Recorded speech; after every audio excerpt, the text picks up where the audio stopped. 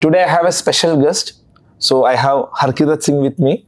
So Harkirat, who is a graduate from IIT Roorkee, computer science graduate from 2018, then worked in FANG, worked in Goldman Sachs, quit his job. Now the founder of 100x School. He is followed by around 600k people in YouTube as well.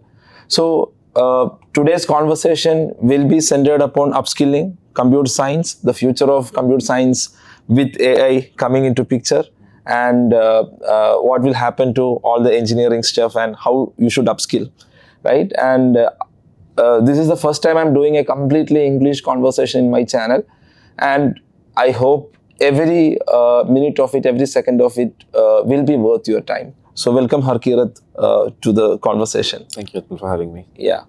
So computer science graduate, you went to Goldman Sachs, then you quit your job. And you came into EdTech. I could see, it's like looking in a mirror for me. Right. Electrical engineering graduate, went to Intel, Correct. quit my job, came into EdTech. So what's your driving force? I think around last year, I basically had worked for a long time. It's been almost 8 years working in the industry. I'd worked in startups, big tech, remote jobs, on-site jobs. So I was a little bored of, Bored. doing the same thing again and again. So I was just trying to find something new and novel to work on. When at the same time, me and my current co-founder, we sort of started to see a gap in the market where, a lot of engineering grads from the country weren't able to, other than, let's say, tier 1 colleges, weren't able to perform well, at least right out of college, sometimes in the longer run, which is why, we thought of starting the school back in Noida. But I've been doing YouTube for a while now. I've been doing it for 4-5 years, but primarily did a full dive into EdTech around a year ago. So how was it working in Goldman Sachs, which is like, I have heard it's very tough to work in Goldman Sachs. Is it so, or what's the unique thing there? It depends. I think the New York office, the people who are actually running the desks, any finance company, you'll see them be very stressed and, pull off 16-hour weeks and also make a lot of money. India is slightly back office. There are strat teams here as well, but I wasn't part of one. I was part of a tech team. So in a tech team, in a finance company, usually it's not too bad. So it's standard hours, what you would expect from a FANG, which is, 8 to 9 hours, not extremely high impact work that you're doing because you're not affecting revenue directly. So ideally, if someone does want to join a Goldman or a JP Morgan, it might make more sense if you're joining the strat division rather than joining the tech division. Tech division. Okay. Now, coming to the gap that you are seeing in engineering education here, right? A lot of students who are, there are a lot of engineering aspirants now, especially I see there's a boom in number of people writing JEE. If you look at the stats, around 2 years back, 3 years back, it was around 8 lakh to 10 lakh people writing JEE every year. This year it's like 15 lakh plus already writing session 1. Where do you see this going? I don't know. I think I'm assuming it's a function of population growth. Other than that, I can't think of a good reason for, I don't think we have the appetite of 15 lakh, at least CS engineers a year, or, the jobs ready for them. I think India is just an overly populated country, for a better term, for lack of a better term, which might be leading to this. I don't think it's a good idea for it to keep growing.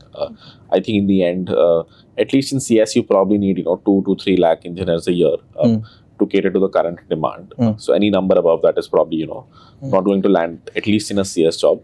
They'll either land in a managerial role somewhere or, go to a different branch, which there are many. Like there's metallurgy, civil, mechanical, where I'm sure there's appetite. But specifically, if most of these people are preparing for a CS job, I think 15 lakh is a slightly bigger number. I think a lot of them will be preparing for a CS or at least a circuit branch kind of thing. Right. And I often feel like people doesn't know what they're actually signing up for. Yeah. Do you feel so? Because you have been mentoring a lot of young engineers. On one side, in the CS, you need good coding skills, good logical thinking ability, and so on. And when it comes to circuit branches, you need absolutely good mathematical skills. So what's your experience on the ground level with the students? Yeah, I think most people don't know what they're getting themselves into. Most people do coding or CS because they feel it's easier to get a job here. It sort of is true. I mean, if you compare it to, other fields, right. Even right now with, the supply is more jobs, yeah. Exactly. And the timeline is much shorter. Like coding, you can learn in probably under a year and get an entry-level job compared to, any other field. It's slightly, the time horizon is slightly longer, which is why I think people get in. That's usually decent motivation to get in. I don't think you need to inherently be, great at math or, interested in CS or been doing CS for a long time. I think it's a good thing to take a stab at. But in 6 months, you should know if you'll be able to do well or not here. If not, then, there are other fields to explore.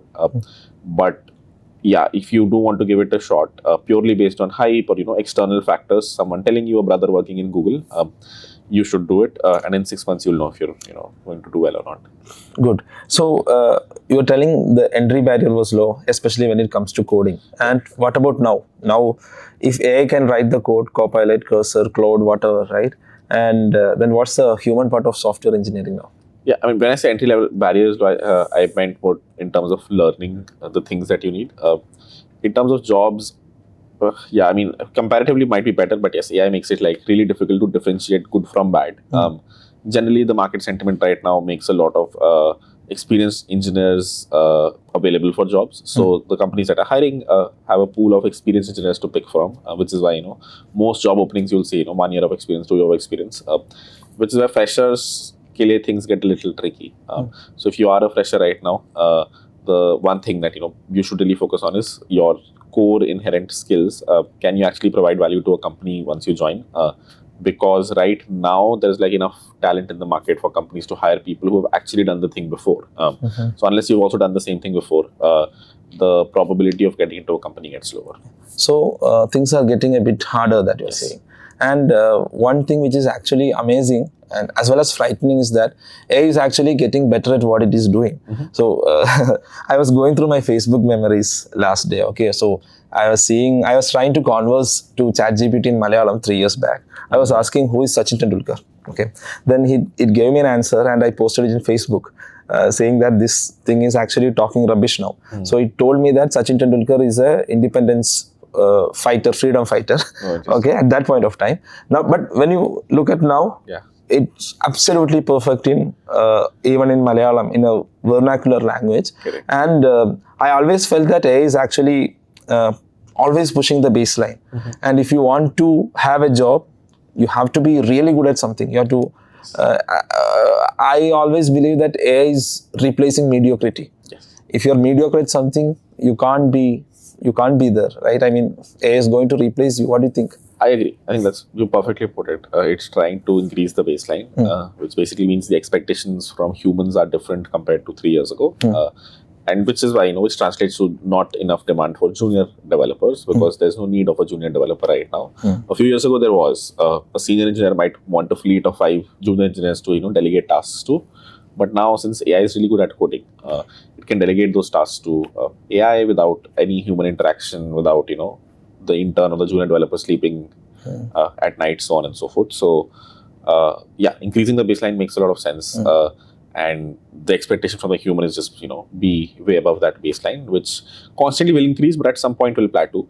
I think models... Why it will plateau in your opinion? I think it's already happening. I mean, it's as good as it gets. Like there's... if there is any improvement in coding specifically, it will be marginal from now on. The last 2 years of development that has happened, it's made me 99% faster. If I want to code something, the only thing I can think of is it getting cheaper maybe. But in terms of speed, is as good as it gets. If it types any faster, I won't be able to keep up any context of what it is typing. So as a developer, most probably you'll have to maintain context of the code base along with the AI coding for you, and it's able to code at a speed in which I'm able to maintain context as well as make it code. I don't have to code it myself. So you really think it's like have achieved around 90-95% of its capacity then? I mean, yeah, I'm sure the benchmarks say something else or whatever.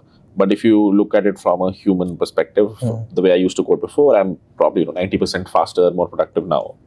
And whatever happens from now on, it'll just be marginal improvement on top of what's already happened. So that means that again, we are coming back to that 15 lakh aspirants who are actually willing to get into engineering. Most of them may not know what they're actually signing up for. But when you look at the engineering seats in India, it's actually very limited. Right? If you go to IITs, there are around 17,000 odd seats. Maybe in NITs and IIITs, you have around 40k seats. Right? Beyond that, it's all private players. So out of this 15 lakh, to get into the top tier, right? Maybe to the top tier IITs and NITs, it might be 25,000 seats, right? And there comes the discussion. Probably this is where you people also exist, right? The 100x and platforms like that. So, do you really see it worth going to a tier 2, tier 3 engineering college now? Got it. That's a good question. I think it definitely makes sense to go to a tier 1 college. I think it's very obvious. Okay, whatever they have, be it the network, be it the teachers, the curriculum, the placements, if you go to a tier 1 college, you'll probably do well. Tier 2 is, and onwards is, you do need a degree in the end. Like, there's one way to differentiate from everyone else after the 15 lakh is that you have a degree in engineering. So I don't think it hurts to have a degree. I think it's been there for years. It's what companies understand and expect you to have if you're applying for a job. So it definitely makes sense to get a degree. What it also makes sense to do is just have your expectations set right in terms of the college that you're going to. If you're going to a tier 3 college, then you should know, okay, if I am going here, I am going to be taught X, and I'll have to probably work extra hard to compete with an IIT grad once I graduate. And I've seen people do really well from tier 3 colleges as well. And a good example of this is last year, around July, we had a bunch of students from Muthoot Institute of Technology. From Kerala? From Kerala. So from Muthoot Institute of Technology, come to our campus in Noida, stay there for a month. And we could tell that they're really smart students. And if you pull them right, if you give them the similar conversations that are happening in an IIT, they can sort of, grow to that level very quickly. Because it's not rocket science. Unfortunately, CS is like comparatively simpler. So these students from Muthoot Institute from Kerala, so they are like BTech ongoing students. Yes. They came during vacation to your campus in Noida. Yes, during their summer vacations. These were final year students. And they stayed there only for a month back then because it was very last moment. But now we're doing a much deeper collaboration with the batches that are coming. How is it going to work? Yes, the next batch for MITS or Muthoot Institute of Technology and Science would have the option of joining an Elevate program where the student would study here in Kerala to complete their BTech formalities and BTech syllabus and examinations. During the summer for 2 months, they'll come there right from the first year. So right from the first year, they'll come to Noida during the summer, study the industry relevant things over there, come back. So every year in 4 years? Every year for 3 years. 3 years. First, second year and third year, they'll be coming to Noida during the summer to catch up on, whatever has been happening in the industry right now and, whatever might be needed to understand, how you can provide value to a company when you join. Okay. So what will you be teaching them there? We're divided into 3 parts right now. The first year is going to be foundational data such as algorithms, web development. Basically what you'd learn in any tier 1 college in your first year if you don't specialize very early. Then the second year it will be a little more specialization around Web3 and blockchain. Third year will be a little more specialization around AI and machine learning. So 3 years, 3 different specializations, all very catered to the industry, all in niches where hiring happens at least very often right now. Okay, so kind of talking about a model where we are upskilling them from day 1 or maybe sem 1 from the college, right? Correct. It's interesting. Now, when you look at this, I think one of the things I noticed that, see, if you have written JEE this year, if you got 97, 98 percentile, you will get into some of the NITs or IIITs at least, right? And there are a lot of people who are really smart who are stuck from maybe 90 percentile to 96 percentile, who are smart. They might have to join either a private college like VIT or SRM and spend maybe 25 lakhs, 30 lakhs, or they might have to satisfy with some good government colleges. But the problem with government colleges, which I see in Kerala also, is that there is not enough mentorship or guidance there, right? And just like IITs or NITs. So how are you going to fill that gap? Or are you actually aiming that population here? More or less. I think the goal is, the teachers that are teaching in our campus are very closely aligned to the industry. Some of them are actually working in the industry right now. So they know what exactly needs to be taught to cover that, last mile of, CS fundamentals, but you also know what you'll be coding on day 1 when you join a company. That's the kind of experience that you can get is probably the experience you would get if you work in a company for 2 years and do a lot of hands-on coding again and again. So I hope this program will turn out well. Wishing you all the best on that. I think happy to see that you're collaborating with someone from Kerala, right? Now, you actually briefly talked about degree, right? It's good to have a degree, but there are a lot of counter arguments. There are arguments that even top tier companies are not looking for a degree anymore. And what do you see this makes a difference? I mean, they might not, but they're just optimizing for the fact that the company that came did not require a degree, which I'm sure there are, but there aren't many. Like There aren't many here. if you randomly pick a company, most probably they would require you to have a bachelor's. It's as simple as that. Yeah. And it's not too hard to get one. There are many colleges. At least the basic filtering criteria might be that. It's like very easy to clear it. BTech isn't too hard to crack. I think the examinations are not that tough. You don't have to get the best CGPA, but having a degree in hand is probably needed. Yes, and one thing I noted about your program is that there is a college plus upskilling, right? Now, there are different models of upskilling which is happening in market right now. There are people who are entirely skipping the degrees, as I told, and going to upskilling programs. And there are people who are doing online upskilling program. What will be the model of the future? What do you think, as you are into a tech space? Is this college plus upskilling maybe from day one itself? Is it going to stay here? What do you think? Yeah, I think that seems like the best model right now. I think completely online makes very easy to lose motivation and get distracted. You don't have a community, you don't have peers, you don't have seniors. That is something that a physical college provides you. Right now the downside is the curriculum that is mandated by the government is not very industry aligned, which is why all colleges have to teach a curriculum that's a little old. Which is where this combination, I think, sort of fits in well, where you have your college to go to, where you'll understand what the government mandates, get a BTech degree. You have a physical space, you have peers, you have seniors, and you can have an upskilling place, once a year or maybe throughout the year, where you're learning the things that are needed in the industry in a physical space again. Okay. Now, as we have already discussed, AI is actually putting the baseline higher and higher. As you told, it might be plateauing, but still, if someone is in a tier 3 college now, okay, what should be some skills that he should learn, in your opinion, especially from CS background? You said tier 1 college? Tier 3 college, tier 3 college. Okay. I mean, it kicks things off. It starts off with very simple things. There are two things generally to focus on for entry-level jobs, which are data structures and algorithms or web development. Is DSA dead? I don't think so. I think most companies still using it as a criteria. It'll a filter. Continue. Yeah. It's like any other filter. Like BTech is a filter, the second filter is probably DSA. And then they'll probably ask you more deeper questions if need be. But at a fresher level, a lot of times they don't. A lot of times DSA is all that is needed. If you have a BTech degree, if you get the interview, if you're decent at DSA, you'll get the job. And this is for companies as big as Google or an Amazon. They will not ask anything other than DSA, which is why it makes a lot of sense to focus on it, during your college days at the very least. At senior roles, it changes. But even after sometimes 2 years of experience, 3 years of experience, all that is asked is data structures and algorithms. So definitely something to focus on. DSA, web development. Eventually, I mean, that's usually enough for an entry-level job. And that, based on the IQ of the person, that can probably take up to 4 years to master. That can take 1 year to master, depending on, how many hours you're putting in and how good you are at CS. Then there are like a bunch of fields. There's like cybersecurity, machine learning, AI is really hot right now, blockchains, Web3, people do IoT, hardware stuff. There's no end to, the kind of niches that exist.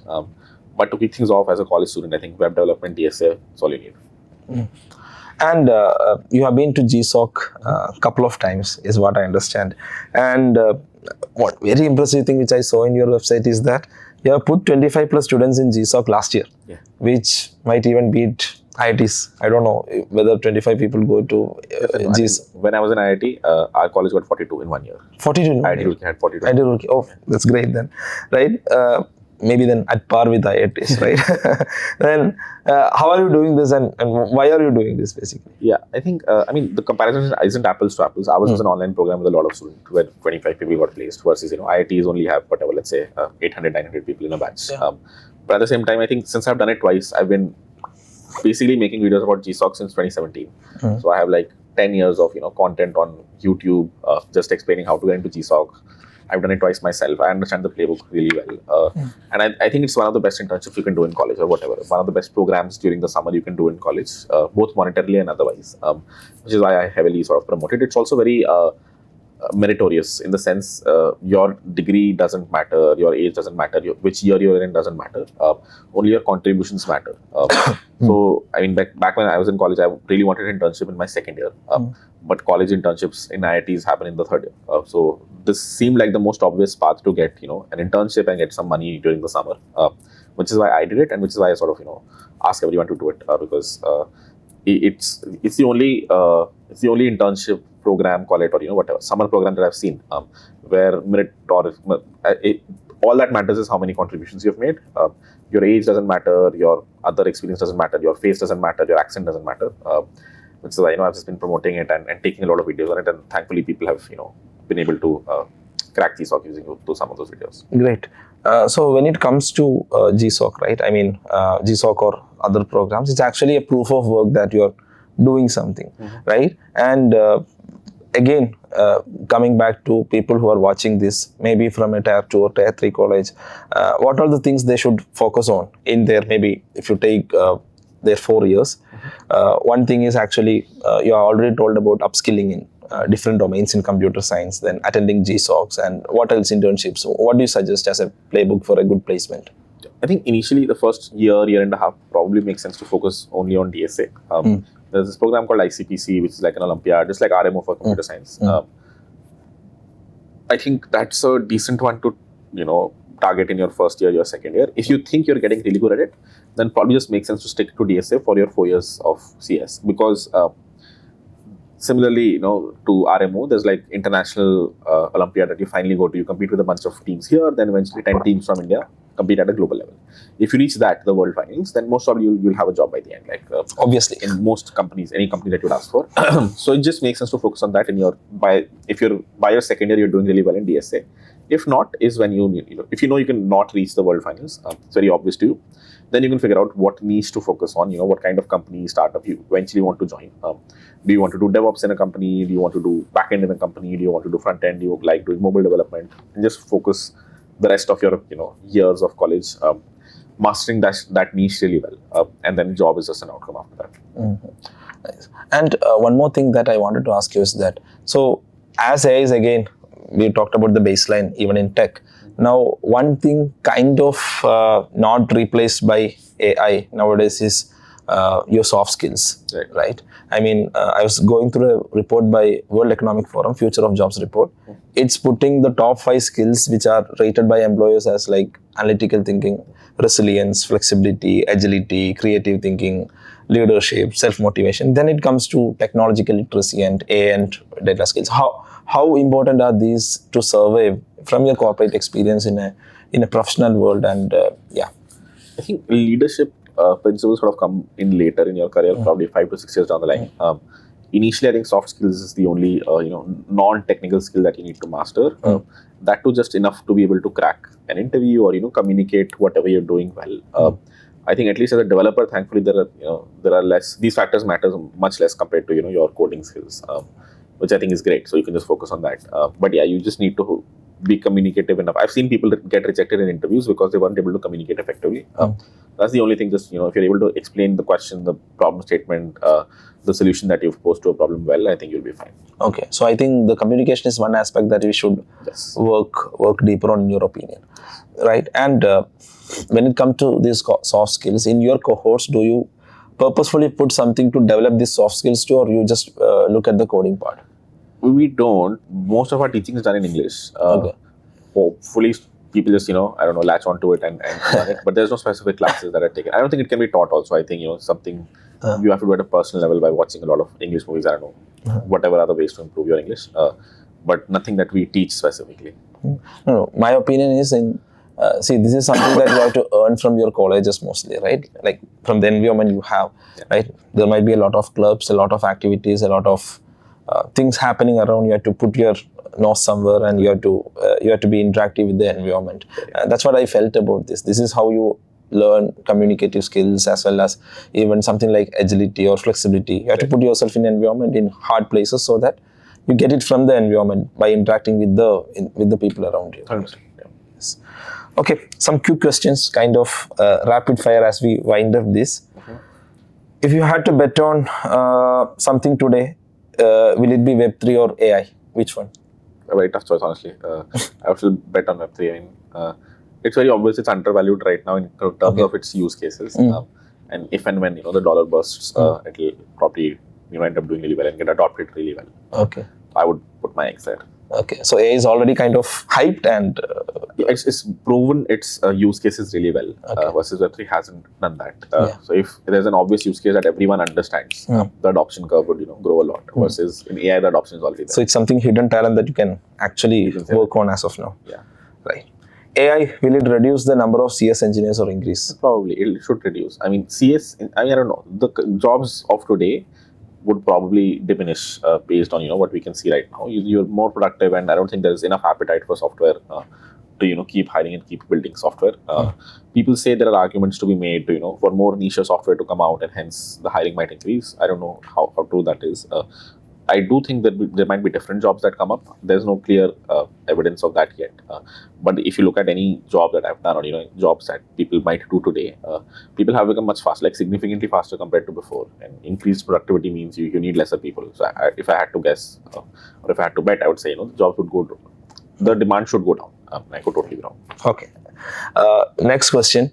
For a 16-year-old, he has two options: either to be very good in coding or very good in math. Which one will you suggest him? Math. I think math is much harder to learn early, and coding is much simpler. So I think formative years should probably be spent on math. Okay. Next question. Which is the biggest placement mistake a BTech student can make? I mean, not preparing for DSA. Yeah. Computer science. Yeah. Okay. Next question. Burst one or two myths about Goldman Sachs work culture. I mean, I think the one that you mentioned initially is it's not like the working hours are crazy. I think you'd expect the working hours to be great in a finance company. Sorry, be crazy in a finance company. Probably depends on the team. Okay. Next, which is the number one non-tech skill to have in AI era? Number one I think being able to explain things well, contextualize a problem statement, deliver and explain. Because if AI is doing 100 things, all you have to do is explain what it's done. So if you can, basically, it comes down to soft skills, I think. Okay. So next question, maybe a little trickier one.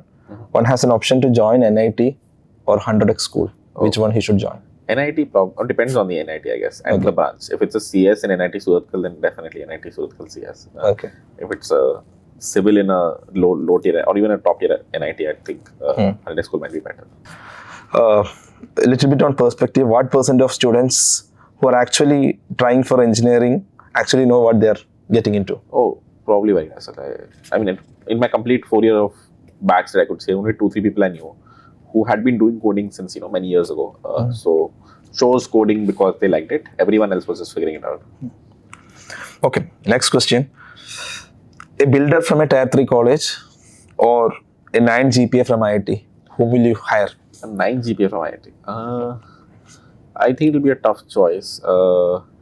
If he's a CS, so the thing is, you tend to, or a lot of companies tend to prefer IIT grads primarily based on their rank. So is he a 9 CGPA in a metallurgy branch? Then probably not. But even if he's a 5 CGPA in a CS branch, then probably them, because they had a. Whom will you hire? Yeah. If with you, if you're hiring for 100x school.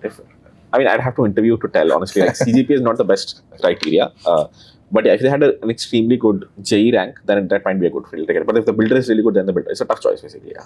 Very nuanced based on the interviews. Okay. Second to last question. Suppose your cohort videos are leaked today. How will you respond to that? And they're already leaked. So nothing new. It's fine. I think a lot of people can't afford to buy courses. So if they're able to learn for free, that's great. Okay. My last question. Imagine a 22-year-old Harkirat. What will he choose now? A Goldman Sachs job or a remote freelancing or a startup? I'm generally startup. I think very early in my career, it was obvious to me you learn more or grow more in your career if you're in a startup. That was, after I joined Goldman, that belief became much stronger. Now that I know that, I would definitely join a startup. It doesn't have to be fancy or remote or pay a lot. But the team and the kind of work that I'm getting, if that's good, I'd probably prefer that over anything else. Okay. So thanks for an amazing conversation. I hope we covered a lot of things, and I hope it was valuable. Please put in your comments on, put in your questions also. We have added a lot of perspective on the future of AI, future of computer science engineering, and so on. And best wishes to your endeavors in Kerala. Happy to see that you are collaborating with Muthoot in Kerala, and I hope a lot of students from Kerala will come to you. Thanks. Thank you so much. All right. Bye-bye.